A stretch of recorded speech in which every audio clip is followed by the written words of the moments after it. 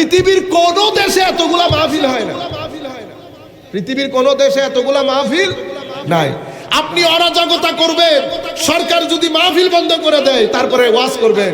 দেখেছেন সরকার কোরআন এবং হাদিসের বিরুদ্ধে গিয়ে মাহফিল বন্ধ করে দিয়েছে, ঠিক কিনা বলেন? আপনারা সবাই বলে উঠেন ঠিক।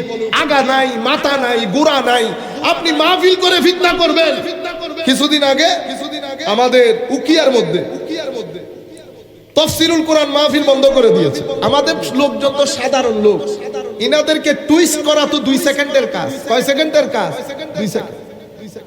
ওনারা নাম দিয়েছেন তাফসীরুল কোরআন মাহফিল। বাংলাদেশের তাফসীরুল কোরআন মাহফিলের অরাজকতা শুরু হয়েছে 40 বছর। তাফসীরুল কোরআন মাহফিল দিয়ে আমরা রাজনীতি করি। কি করি? রাজনীতি। আমাকে এখানে ডাকা হয়েছে তাকরীর করার জন্য, রাজনৈতিক বক্তব্য দেওয়ার জন্য নয়।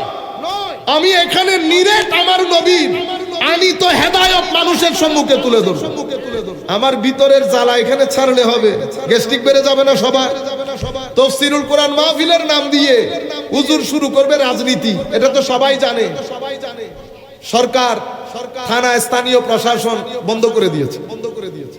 এখন হুজুর তাকরীর করতেছে, সাধারণ মানুষ তো এগুলা, ওনারা তো আগা পরে মাথা কোনো কিছু জানে না। ওনারা তো শুনেছেন তাফসীরুল কোরআন,